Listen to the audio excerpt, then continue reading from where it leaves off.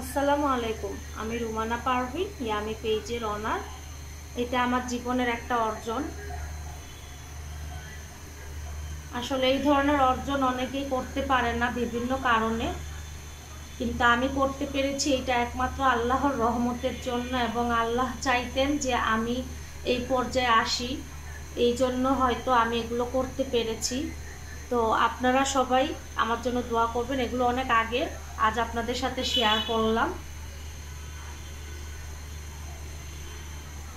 আর এখানে হচ্ছে আমার কেক বেকিংয়ের অনেক জিনিসগুলো আছে। এগুলো হচ্ছে কি আমি, আমার স্টুডেন্টরা আসে ক্লাস করে, আমার ছোট্ট একটা বলতে গেলে ক্লাসের জায়গা। এটা আর্টিফিশিয়াল গাছ না, এটা আমার খুব পছন্দের গাছ। এটা ছায়ার মধ্যে হয়, কিচেনে রেখেছি। এই হচ্ছে আমার ইয়ামির লোগো। তো আপনারাও যারা বেকিং কাজ করতে চান গ্যান্ডারি এলাকায়, এই হচ্ছে আমার রান্না হচ্ছে চুলায়। এবং এই রান্নাটা কি সেটা বলি আপনাদেরকে। এটা হচ্ছে পালং শাক এবং ফুলকপি দিয়ে মুরগির মাংস রান্না। দেখুন এটা যে গ্রেভিটা খুবই সুন্দর। আর সত্যি কথা বলতে এই রান্নাটা যে কি টেস্টি কিছু বলার মতো না, অনেক মজার। এটা হচ্ছে মুরগির মাংস, গরুর মাংস, খাসির মাংস, যে কোনো মাংস দিয়ে এটা রান্না করলে খুবই মজার লাগে, খুবই লোভনীয় একটা রান্না এটা। আমার আম্মু শিখেছিলেন তার নানুর কাছ থেকে, এবং আমার নানু শিখেছিলেন তার মায়ের কাছ থেকে, এবং তার মা শিখেছিলেন তার মায়ের কাছ থেকে। মানে এটা বংশ পরম্পরায় আমার মায়েদের ফ্যামিলিতে এটা রান্না হয়। এবং এই রান্নাটা খুবই সুস্বাদু এবং খুবই মজার, লোভনীয় একটা রান্না।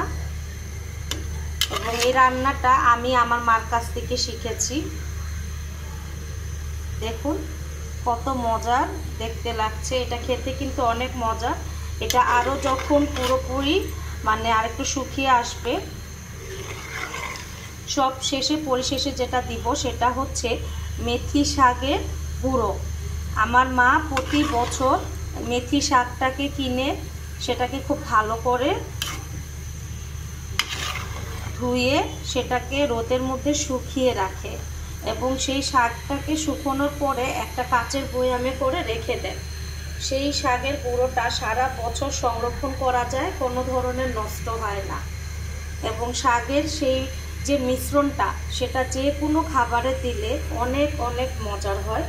তো আমিও আজকে ঠিক সেইভাবেই রান্না করব। তো এটা খুব ভালো করে হয়ে গেলে এটার মধ্যে মেথি গুঁড়ো আমি দিয়ে দিব। আপনারা দেখতেই পাচ্ছেন যে রান্নাটার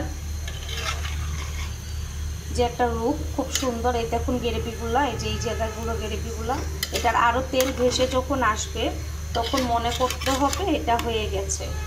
এটা আরও তেল উঠে আসবে, ভালোভাবে যখন তেলটা উঠে আসবে তখন হচ্ছে গিয়ে রান্নাটা শেষ হয়ে যাবে।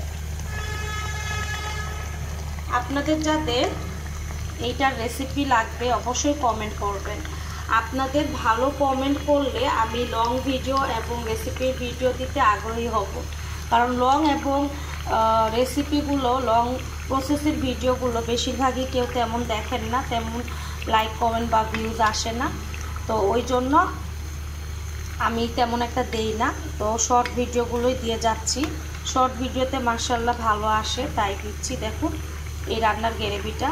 আর বিশ্বাস করেন বন্ধুরা, এত সুন্দর স্মেল আসছে রান্না থেকে যে মনে হচ্ছে যে এখনই নামিয়ে খেয়ে ফেলি। কিন্তু এটা রান্না শেষ না, এটার মধ্যে আমাকে দিতে হবে মেথি গুঁড়ো।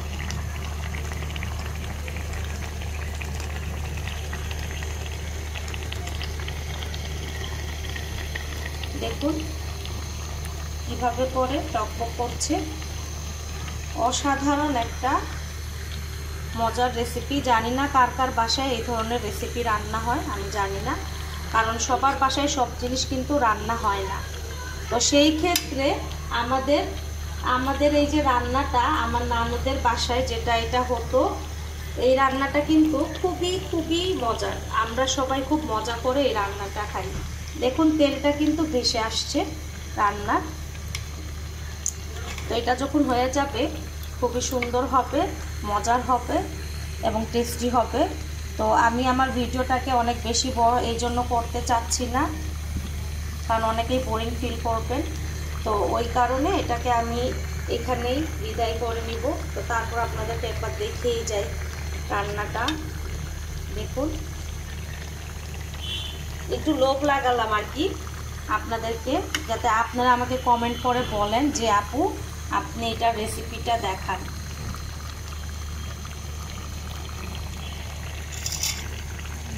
আমি বেশিরভাগ রান্না বান্না শিখেছি আমার মা খালাদের কাছ থেকে, নানুদের কাছ থেকে। নানু তো এখন আর বেঁচে নেই, তো এখন মা খালাদের কাছ থেকে যেগুলো শিখেছি সেগুলো তো কাজে লাগাচ্ছি, এবং প্রশিক্ষণ যেটা নিয়েছি সেটাকেও কাজে লাগাচ্ছি। তো আশা করি আপনাদের ভালো লাগবে, এবং ভালো লাগলে অবশ্যই লাইক কমেন্ট করে আমাকে একটু সাপোর্ট করবেন। আর কিছু চাই না, একটু সাপোর্ট, একটু ভালোবাসাই আমাকে কাজ করার অনুপ্রেরণা যোগাবে। দেখুন কি সুন্দর শাকটা, কিন্তু বোঝা যাচ্ছে যেটার মধ্যে শাক, তাই না?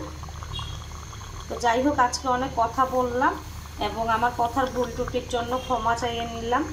আশা করি সবাই ভালো থাকবেন এবং সুস্থ থাকবেন, যে যেখানে থাকবেন আমাকে সাপোর্ট করবেন। আল্লাহ হাফেজ।